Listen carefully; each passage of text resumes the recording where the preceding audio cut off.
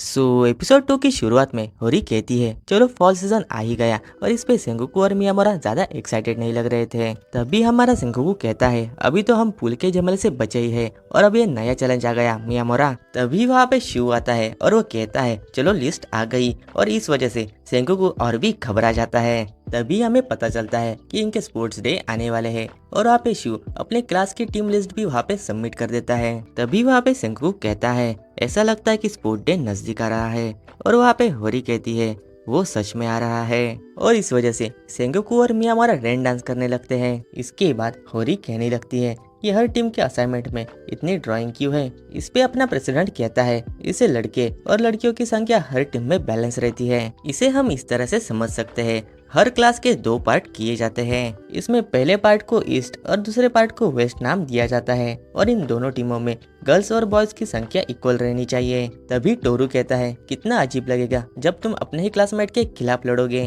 तभी मियामोरा कहता है शुक्र है हम एक ही टीम में है टोरू। और वहाँ पे टोरू कहता है तुम किस टीम में हो सेंगोकू। और वहाँ पे वो ईस्ट कहता है। इस पे टोरू खुश होते हुए कहता है हम वेस्ट में हैं। तभी होरी सेंगोकू से कहती है मुझे तुम पर भरोसा है। तभी वो कहता है तुम और मियामोरा अलग हो गए। इस पे होरी कहती है ऐसी कोई बात नहीं है और वहाँ पे सेंगोकू कहता है मैं स्पोर्ट डे की बात कर रहा हूँ। और इस पे होरी कहती है हाँ मैं अलग टीम में हूँ लेकिन मैं इन दोनों से हारने नहीं वाली और मियामोरा उसे गुड लक कह देता है। और तभी होरी कहती है यूकी और शू भी हमारे टीम में ही है।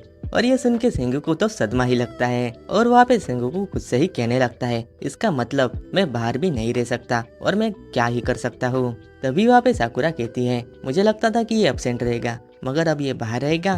तभी वहाँ पे टोरू कहता है लड़कियों को तो चेयरिंग भी करनी है और इस पे सेंगोकू कहता है तुम पार्टिसिपेट तो करोगी ना साकुरा। इस पे वो हाँ कर देती है और वो आगे कहती है जिसे चेयरिंग नहीं आती उसे भी ये करनी पड़ेगी क्योंकि ये मैंडेटरी है। तभी होरी साकुरा से पूछती है तुम किस टीम में हो। इस पे वो कहती है मैं वेस्ट में हूँ जिसमें रेमी है। और इस पे होरी कहती है तो अब से हम राइवल हुए। तभी साकुरा को पता चलता है कि वो टोरू की टीम में है और वो बहुत ज्यादा एक्साइटेड होती है और उसे याद आता है कि उसे तो चीयरिंग करना आता ही नहीं और इस वजह से वो तो रेन डांस करने लगती है। इसके बाद घर जाते हुए होरी कहती है सच में सेंगोकू कितना क्लमसी है। इस पे मियामोरा कहता है शायद वो अच्छा एथलीट नहीं होगा। तभी वहाँ पे मियामोरा कहता है मेरे पास स्पोर्ट डे की ज्यादा कुछ खास यादें नहीं है। और वहाँ पे होरी कहती है इसीलिए तो तुम 100 मीटर में हिस्सा लोगे क्योंकि तुम अच्छे दौड़ते हो। और वहाँ पे मियामोरा कहता है क्या तुम मुझे चेयर करोगी। इस पे वो हाँ कर देती है मगर वो कहता है तुम तो अपोजिट टीम में हो।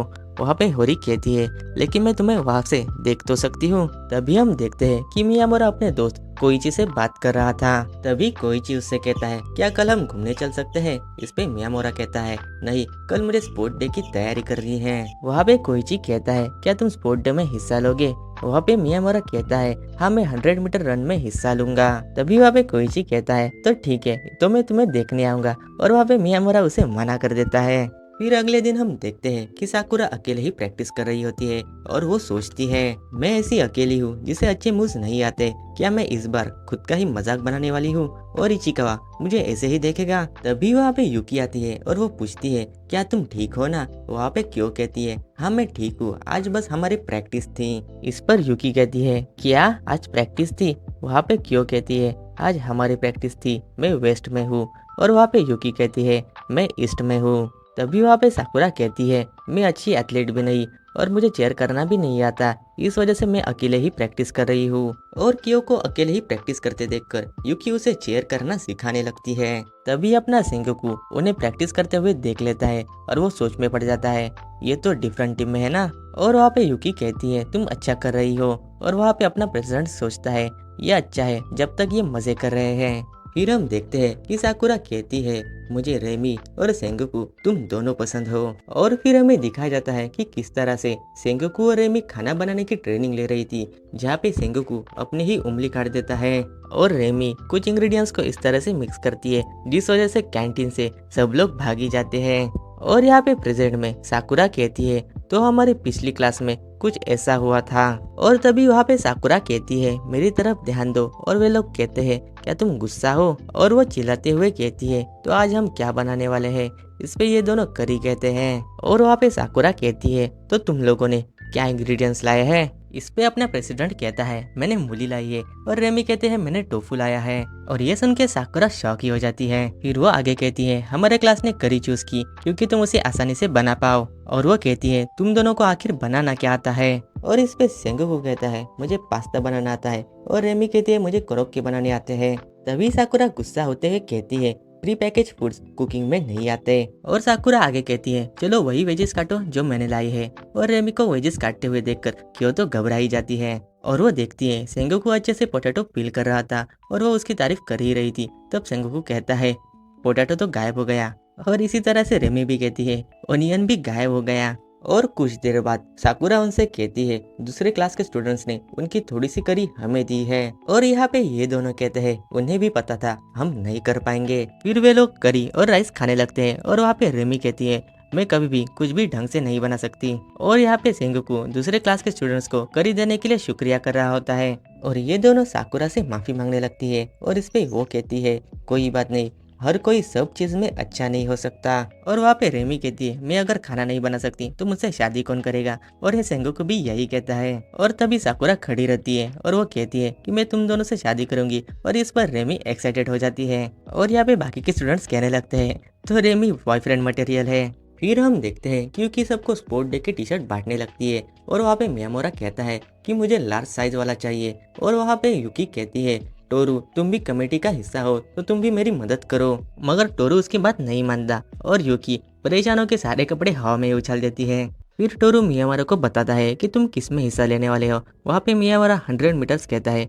इस पे टोरू कहता है तुम्हें रिले में हिस्सा लेना चाहिए। मगर वो इससे मना कर देता है। और वहाँ पे मियामोरा कहता है कि प्रेसिडेंट भी उनके ही टीम में है। इस पे टोरू कहता है ये तो हमारे लिए अच्छी बात है, इससे हमारे जीतने के चांस बढ़ जाएंगे। बस तुम होप करो कि वो इस बार स्कूल तो आ जाए। इस पे मियामोरा कहता है हाँ ये हमारा लास्ट स्पोर्ट डे है। फिर क्लास में टीचर पढ़ा रहे होते हैं और तभी होरी देखती है कि मियामोरा किसी लड़की से बातें कर रहा होता है। और इस बात की भनक टोरू को लग जाती है। तभी टीचर होरी को सेंटेंस पढ़ने के लिए कहते हैं। तभी होरी कृपी आवाज में कहती है वो मेरा है उससे दूर रहो। तभी होरी के घर पर मियामोरा उसे बताने लगता है कि वो अपनी टेक्स्ट बुक भूल गई थी, इसलिए मैं अपनी उसे दिखा रहा था। और इसके बाद मियामोरा कहता है सच में मेरे पास छिपाने लायक कुछ भी नहीं है। वहाँ पे होरी कहती है कोई बात नहीं, मैं तुम्हारे पर चिल्लाने नहीं वाली, मैं तो बस। फिर स्कूल में युकी होरी को बताने लगती है कि तुम डरावनी बन जाती हो जब तुम जेलस फील करती हो। वे होरी कहते हैं जेलस नहीं, मैं तो मर्डरस फील कर रही थी। तभी युकी कहती है तुम अकेले ही जेलस फील करती हो। इस पे होरी कहती है क्या पता। तभी टोरू और मियामोरा उन्हें ऊपर से देखते हैं और वहाँ पे टोरू कहता है युकी तुम्हारा पेंटिंग का काम हो गया है तो जल्दी आओ, 3rd ईयर्स के कमेटी मेंबर्स की मीटिंग है। तभी वहाँ पे युकी कहती है मेरा काम अभी तक हुआ नहीं है। तभी होरी कहती है मैं हूँ ना, तुम जाओ। इस पर युकी कहती है होरी तुम्हारे आर्ट क्लास पे नंबर कितने थे। इस पे होरी कहती है इससे तुम्हारा क्या, मैं संभालूंगी, तुम जाओ तो। और यहाँ पे होरी पेंट करते हुए सोचती है यहाँ बस लाइन के अंदर ही तो ड्रॉ करना है, इस पे क्या मुश्किल आ सकती है, क्योंकि यूं ही फिक्र कर रही थी। तभी होरी को छींक आती है और वो सोचती है मुझे ब्लेजर साथ लाना चाहिए था या फिर काफी ठंड है। और वहाँ पे मिजोची आता है और वहाँ पे होरी उससे कहती है या फिर काफी ठंड है। ये सुनते ही वो अपना ब्लेजर होरी को दे देता है और वो कहता है कि इसे मुझे बाद में दे देना। और वो वहाँ से चला जाता है। और तभी वहाँ पे मियामोरा आता है और इस वजह से होरी घबरा जाती है। और तभी वो ब्लेजर नोटिस करता है और उसके पूछने पर होरी उसे बताने लगती है कि मिजोची ने उसे मुझे दिया क्योंकि मुझे ठंडी लग रही थी। तभी मियामोरा अपना स्वेटर निकालकर होरी के पैर पे डाल देता है और उसका ब्लेजर वो खुद ही ले लेता है। और वहाँ पे होरी कहती है ये ब्लेजर से भी गर्म है। और वहाँ पे मियामोरा कहता है क्योंकि इसे मैंने पहना था।